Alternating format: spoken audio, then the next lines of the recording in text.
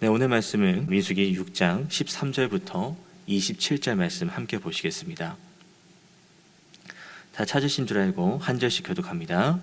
나실인의 법은 이러하니라. 자기의 몸을 구별한 날이 차면 그 사람을 회막문으로 데리고 갈 것이요, 그는 여호와께 헌물을 드리되 번제물로 1년 된 흠없는 순양 한 마리와 속죄 제물로 1년 된 흠없는 어린 암양 한 마리와 화목제물로 흠없는 순양 한 마리와 무교병 한 광주리와 고운 가루에 기름 섞은 과자들과 기름 바른 무교 전병들과 그 소제물과 전제물을 드릴 것이요, 제사장은 그것들을 여호와 앞에 가져다가 속죄제와 번제를 드리고 화목제물로 순양의 무교병 한 광주리를 아울러 여호와께 드리고 그 소제와 전제를 드릴 것이요, 자기의 몸을 구별한 나실인은 회막문에서 자기의 머리털을 밀고 그것을 화목제물 밑에 있는 불에 둘지며, 자기의 몸을 구별한 나실인이 그의 머리털을 민 후에 제사장이 삶은 순양의 어깨와 광주리 가운데 무교병 하나와 무교전병 하나를 취하여 나실인의 두 손에 두고 여호와 앞에 요제로 흔들 것이며, 그것과 흔든 가슴과 받들어 올린 넓적다리는 성물이라 다 제사장에게 돌릴 것이니라. 그 후에는 나실인이 포도주를 마실 수 있느니라. 이는 곧 서원한 나실인이 자기의 몸을 구별한 일로 말미암아 여호와께 헌물을 드림과 행할 법이며, 이외에도 힘이 미치는 대로 하려니와 그가 서원한 대로 자기의 몸을 구별하는 법을 따라 할 것이니라. 여호와께서 모세에게 말씀하여 이르시되 아론과 그의 아들들에게 말하여 이르기를, 너희는 이스라엘 자손을 위하여 이렇게 축복하여 이르되, 여호와는 내게 복을 주시고 너를 지키시기를 원하며, 여호와는 그의 얼굴을 내게 비추사 은혜 베푸시기를 원하며, 여호와는 그 얼굴을 내게로 향하여 두사 평강 주시기를 원하노라 할지니라 하라. 함께 읽겠습니다. 그들은 이같이 내 이름으로 이스라엘 자손에게 축복할지니 내가 그들에게 복을 주리라. 아멘. 네, 오늘 본문은 이제 나실인에 대한 이야기가 이어지고 있습니다. 이제 나실인은 어제 또 봤던 말씀이죠. 이제 하나님께 이제 남녀 상관없이 서원하여 거룩한 삶을 살겠다는 고백을 하는 것이었고, 그리고 거룩하게 살기 위해서 이제 음식 같은 경우 포도와 관련된 것을 일체 먹지 않고 머리에 그 삭도를 하지도 않고, 그리고 시체를 멀리해야 되는 것, 그리고 그 기간이 평생이나 일정 기간일 수도 있지만 중요한 것은 그 거룩한 삶을 살기 위해서 내가 얼마나 노력해야 되는지에 대한 얘기를 어제 잠시 나눴었습니다. 이런 그 나실인의 모습들이 이제 그 일정 기간 혹은 평생 동안에서 그 기간을 마친 사람들에 대해서 이제 나실인이 그 마친 것에 대한 이제 제사를 하나님께 드리는 규정에 대해서 오늘 본문이 이야기를 하고 있는데요. 이제 그 제사를 드리고 이어서 22절 이후부터는 이제 그 아론과 이제 그의 아들들 제사장들이 이제 나실인의 기간을 마친 사람들에게 어떤 축복을 내려야 하는지에 대해서도 이야기를 하고 있다라는 것입니다. 먼저 이제 나실인 그 의식에 대해서 먼저 종결 의식에 대해서 보겠는데요. 13절 보겠습니다. 나실인으로 정한 기간이 끝났습니다. 그리고 그 사람은 이제 회막문으로 가는데요. 회막문으로 간다는 것은 이제 내가 하나님 앞으로 나아간 것을 의미합니다. 그리고 또한 그 이스라엘 공동체에게 이제 공식적으로 내가 나실인으로서의 기간이 끝났다는 것을 알림으로써 그동안은 내가 구별된 삶, 또 이것은 이제 이웃과의 관계, 또 시체에 기도하면 동생이나 가족이 죽었어도 가지 못했던 그 나실인이 이제는 내가 이웃과의 관계를 돌이킬 수 있다는 것, 이제 관계 맺는 것에 이제 거리낌이 없다라는 것을 알리기 위함이기도 했다라는 것입니다. 나실인은 이 회막문으로 나아올 때 예물을 가지고 옵니다. 그 예물을 가져와서 네 가지 제사를 대표적으로 드리는데요. 그것은 번제, 속죄제, 그 전제, 화목제입니다. 제사는 이제 5가지가 있는 것은 우리가 잘 알고 있는데요. 그 속건제를 제외한 나머지를 하나님께 드려야 되는 것, 하나님께서 이것을 얘기하시는 것은 이제 나시린으로서 반드시 마친 사람이라면 반드시 드려야 되는 제사라는 것인데요. 이 제사를 왜 드려야 될까? 또 물음표를 던져보면 비록 이제 나시린이라고 해서 거룩한 삶을 살겠다고 한 그 기간이 끝났어도요, 앞으로도 계속 하나님 그 삶 가운데서, 내가 살아가는 그 삶 가운데서 거룩한 삶을 잊지 않고 지키고 살아가도록 하시는 하나님의 뜻이 담겨져 있다는 것입니다. 그렇게 우리가 이 예배 자리를 계속 나오는 것도 하나님의 말씀을 가까이 하기 위함이라는 것을 우리는 여기서도 접목해서 볼 수 있다는 것이죠. 그러면 어떤 제사를 드리냐? 먼저 첫 번째입니다. 이제 번제물로 흠 없는 1년 된 순양을 14절부터 드리기 시작하죠. 죄송합니다. 자, 번제는 이제 그 성막에서 날마다 드리는 그런 제사입니다. 이제 나시린이 끝났다고 하더라도 매일매일 거룩한 삶을 살아가도록 이제 깨닫게 하는 그런 고백을 하는 제사이고요. 또 이어서 두 번째는 속죄제인데요. 이제 1년 된 흠없는 어린 암양을 드림으로 헌신하는 동안 내가 알게 모르게 지은 죄들도 있지 않습니까? 그리고 자신의 부족함을 고백하는 순간이라는 것입니다. 아무리 내가 거룩하게 살아왔다고, 거룩한 삶, 구별된 삶을 살아왔다고 하는 나시린이라고 하더라도요, 그 이외에 다른 사람이라도 하나님 앞에서는 완전하다고 말할 수 없다라는 것이에요. 그렇게 내가 하나님 앞에 나아올 때 혹시나 내가 거룩하지 않은 모습이 있는지, 그것에 대한 잘못을 하나님께 먼저 용서를 구하는 시간이라는 것입니다. 그리고 세 번째는 화목제물입니다. 흠 없는 순양 한 마리를 드리는데요, 나시린 기간 동안 이제 자기를 지켜주신 하나님, 그 은혜에 감사한 고백을 드리는 그런 고백입니다. 죄송합니다. 그 감사한 것뿐만 아니라 내가 이제 하나님과의 그 관계, 화목한 관계를 이제 잘 유지하겠다는 그런 마음이 담긴 고백이라는 것이고요. 그리고 이제 15절에는 곡물로 드리는 소제를 드리는데, 이 소제는 이제 화목제물과 같이 드려집니다. 이 내가 서원했던 그 나시린의 기간 동안 이제 헌신할 수 있었고 봉사할 수 있는 이 삶을 이제 잘 유지할 수 있던 것에 대한, 이렇게 살 수 있게 도와주신 하나님의 은혜에 대해서 감사를 드리는 것이고요. 그리고 이제 이어서 속건제를 제외한 모든 제사를 드렸다고 말씀드렸는데, 17절에 전제물이라는 것도 이제 드립니다. 이것 또한 화목제 혹은 뭐 번제라고도 함께 드리는데, 이 전제는 이제 그 앞서 말씀드린 제사의 다른 것과는 달리 뭔가 제사 드리는 방법 중에 하나라고 말씀드릴 수 있겠습니다. 이제 그 뭔가 제물을 부어서 드리는, 그러니까 뭔가 액체 류라고 볼 수 있겠죠. 기름이나 뭐 포도주 같은. 그래서 여호와께 이것 또한 감사를 드리는 제물로 드린다는 겁니다. 다만 순서를 봤을 때 이제 번제가 먼저 나오고 그 다음에 속죄물이 나오는데요, 사실상 순서를 먼저 말씀드리는 것은 이제 번제보다 속건제가 먼저 드려집니다. 속죄제가 먼저 드려집니다. 왜냐하면은 헌신과 감사 이전에 이제 죄 용서를 먼저 받아야 된다는 것이에요.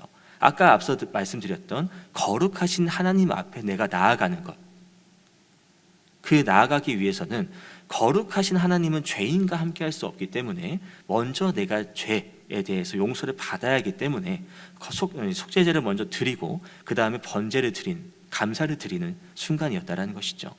그 18절은요, 이제 이런 서원의 기간이 끝났고 이 제사를 드림으로써 이제 내가 거룩한 삶을 살은, 내가 이제 헌신에 대한 그런 의무, 이제 그 다짐의 기간이 끝났다는 것을 이제 머리에 칼을 댐으로 드러낸다라는 것입니다. 물론 머리카락을 이제 깎아냈다, 잘라냈다라는 것을 통해서 이제 하나님, 내가 이제 거룩한 삶을 살지 않아도 된다라는 말은 아니고, 이제 그동안 삶 전체 내 모든 것을 하나님께 거룩함으로 드려야 되는 그 나시린의 어찌 보면 규제이겠죠.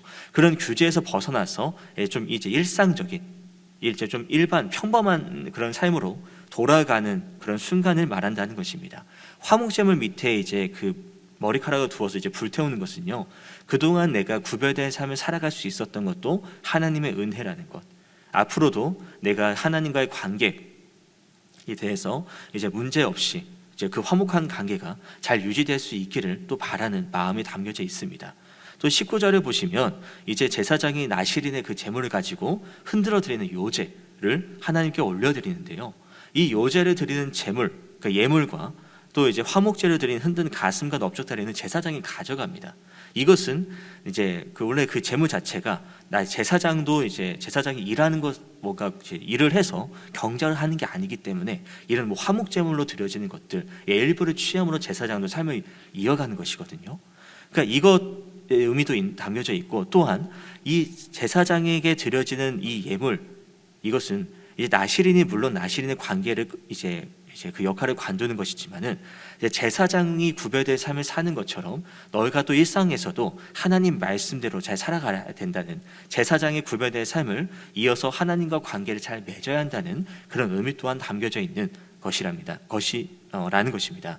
그 20절을 이어서 보시면 이제 제사를 마치고 나시린이 포도주를 마실 수 있다라고 이야기를 합니다. 이것은 무엇이냐?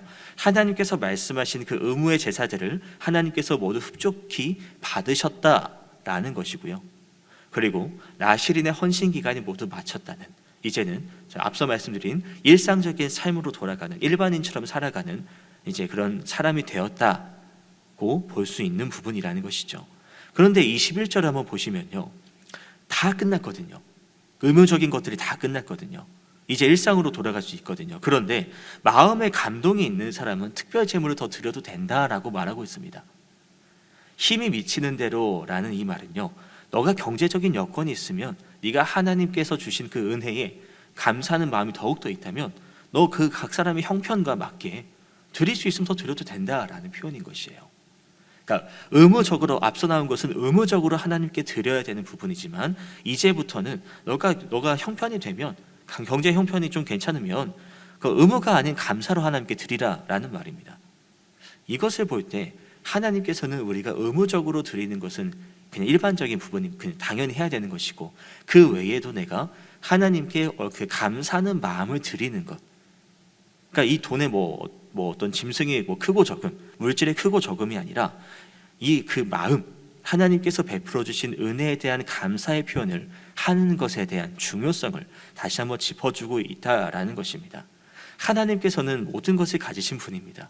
그렇게 우리가 뭐 얼마나 많은 헌금이냐, 얼마나 많은 봉사를 하냐가 중요한 게 아니에요. 그저 내가 크고 적든지 간에 하나님께 얼마나 그 마음을 드릴 수 있느냐가 중요하다라는 것입니다. 그리고 서원한 대로라는 그 후의 말은, 너가 이제 나시린도 삶이 끝났지만 그래도 거룩한 삶을 살아가야 한다라는 것을 다시 한번 강조해서 짚어주고 있는 부분이라는 것이고요. 이제 여기까지가 이제 나시린으로서의 삶을 끝냈을 때 드려지는 제사에 대한 내용이었고요. 22절부터는 이제 제사장의 축복이 드러나고 있습니다. 여기서 축복은요, 또 여호와께서 말씀하신 대로입니다. 모세라는 지도자, 아론이라는 제사장이 딱 뭔가 말하는 것이 아니라 여호와께서 모세에게 이르셨고, 그리고 모세가 여호와께 들은 그대로 아론과 그의 아들들에게 말하는 부분이 나옵니다. 즉 하나님께서 모든 시작과 끝을 주관하시는 분, 축복을 주시는 그 근원이 되시는 분이 바로 여호와 하나님이시라는 것을 우리는 다시 한번 볼 수 있다는 것이죠. 23절 이후부터 보시면은 24절이죠. 이제 여호와께서 축복하시는 명령이 크게 세 가지로 등장을 합니다. 이제 24절에 나온 복, 25절에서는 은혜, 그리고 이후는 26절은 이제 평강입니다. 먼저 복에 대한 24절부터를 보시면은 여호와께서 이스라엘 백성에게 복을 주시고 그들을 지켜주시길 원한다라고 말씀을 하시는데요. 이제 하나님의 백성입니다. 하나님의 자녀입니다. 그 자녀로서 살아가는 데 필요한 힘과 지혜와 능력들을 주시는다는 이야기입니다. 그러니까 이것은 또 이제 물질이 될 수도 있고, 많은 자녀, 건강이 될 수도 있겠죠. 그러니까 당신의 백성의 필요를 하나님께서는 끊임없이 막힘없이 채워주신다라는 것이에요.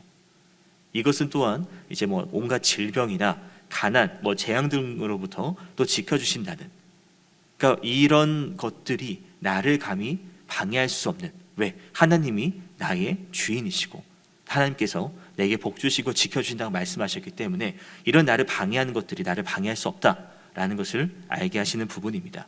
이어서 또 25절입니다. 여호와께서 얼굴을 내게 비추시고 은혜를 주신다라고 말씀하고 있는데요. 하나님께서 나를 바라보신다는 것은 이제 나를 외면하지 않으신다는 말이죠. 그러니까 나를 계속 신경 써주시고, 정말 죄로 인해서 죽을 수밖에 없는 우리가 이 인간이 하나님께서 지켜봐 주셔서 한없는 은혜를 주시고 한없는 사랑을 베풀어 주시면서 정말 긍휼을 베풀어 주신다는 그런 본문이라는 것입니다. 그리고 26절에 보시면 얼굴을 이스라엘 백성들에게 향하여 드셨다, 평강을 주시기를 원한다라고 말씀하시는데요. 계속 이렇게 얼굴을 보신다라는 것은 죄송합니다.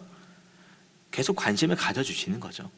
지켜봐 주시는 거죠. 그냥 끊임없는 관심, 사랑, 그런 것을 드러내는 것이고, 평강을 말씀하시는 것도 그냥 뭐 간단하게 뭐 전쟁이 없는 거, 뭐 이제 기근이 없는 거, 뭐 가난이 없는 거라고도 볼 수 있겠지만, 이제 살아가는 동안 하나님께서 기쁨을 넘치게 해주신다라고 보시는 것도 괜찮을 것 같습니다. 왜냐하면 하나님께서는 그 복과 기쁨의 근원이시기 때문에 내가 계속 그 관심을 주고 사랑을 베풀어 주는, 그렇다는 것은 우리가 우리가 하나님의 복을 누리는 것이고, 그 복을 누린다는 것은 정말 내가 삶이 힘들지 않은, 어렵지 않은, 그렇기에 우리가 자연스럽게 하나님께서 나에게 이렇게 주시는구나, 이렇게 베풀어 주시는구나, 하나님께 감사, 기쁨의 고백이 절로 나올 수밖에 없다라는 것이죠. 그리고 27절에 하나님은 제사장에게 여호와의 이름으로 이스라엘 백성들에게 복을 주시겠다라고 다시 한번 이야기해 주시는데요. 이것은 무슨 말입니까? 축도를 내리는 것은, 축복을 말하는 것은 제사장입니다. 근데 이 제사장이 자기가 주도해서 하는 것이 아니라 하나님께서 제사장을 통해서 말씀하시는 것이거든요. 그러니까 복을 주관하시는 분은 바로 하나님이라는 것을 다시 한번 깨닫게 하시는 부분입니다. 그러니까 오늘 하나님의 축복을 다시 한번 요약을 해보면, 복을 주신다는 것이죠. 그리고 은혜를 주신다는 것이고, 그리고 평강을 주신다는 것입니다.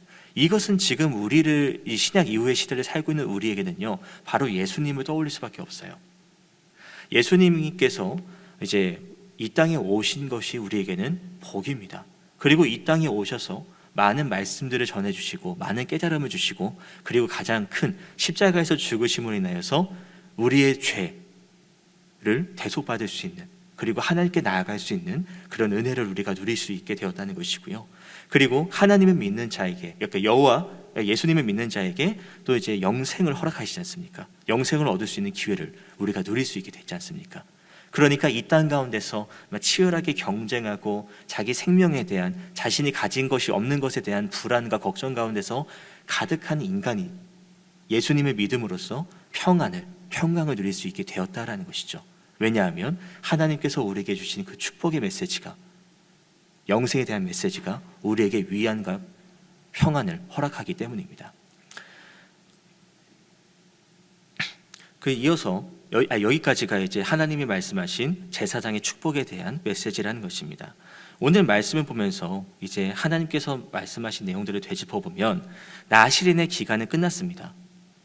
그런데 끝났다고 해서 모든 것이 끝나는 것이 아니라 하나님께 제사를 드림으로 하나님에 대한 그 존재감, 하나님께 내가 드렸던 그런 구별된 삶, 그리고 그것이 이제 제사를 드림으로 완전히 끝나는 것이 아니라 앞으로도 구별된 삶을 살아감, 하나님과 관계가 계속 유지되어야 된다는 것을 짚어주고 있고요. 그리고 이스라엘 백성들에게 그렇게 살아가는 것에 대해서 하나님께서 축복을 주신다라는 것을 우리는 다시 한번 되짚어 봐야 된다는 것입니다. 민수기라는 것은, 민수기 이 본문은요, 약속의 땅이 목적지로 정해진 책입니다. 그 길로 걸어가는 과정 속에서 하나님은 너가 거룩한 삶을 지키도록 말씀하고 계신다라는 것이에요.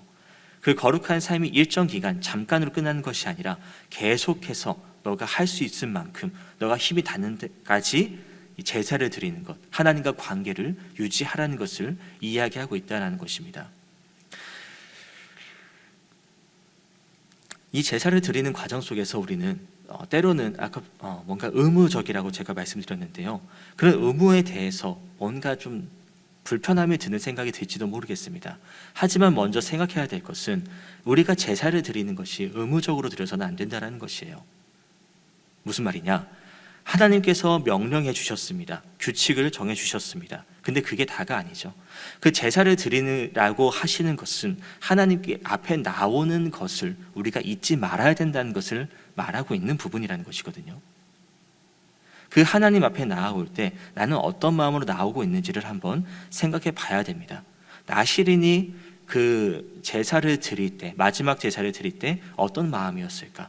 그동안 내가 고생한 것이 먼저 떠올랐을까? 아니면 이렇게 나를 인도하신 하나님, 여러 우여곡절이 있었겠지만, 내가 또 죄를 지은 부분도 있었겠지만, 그래도 하나님께서 다시 내게 기회를 주시고 다시 나를 일으켜 세워주셔서 끝까지 이 길을 지키게 해주신 것에 대한 감사일까라는 것입니다. 우리가 오늘 말씀을 다시 한번 보면서 하나님께 나는 어떤 마음을 가지고 제사를 드리고 있는지를 생각해 보셨으면 좋겠습니다. 하나님은 우리에게 정말 복 주시기를 원하시는 분입니다. 은혜를 베푸시기를 원하시는 분입니다. 그런 하나님 앞에 나는 어떤 마음을 가지고 어떤 삶을 살아가고 있습니까? 나는 거룩한 삶을 온전히 유지하고 있습니까? 아니면 그저 흐르는 대로 그냥 알아서 어떻게든 되겠거니 하면서 그냥 삶을 유지하고 계십니까? 말씀을 각자 묵상하시면서 다시 한번 내가 어떤 마음으로 함께 나아가는지 살펴보는 시간이 되었으면 좋겠습니다. 말씀 묵상하시겠습니다.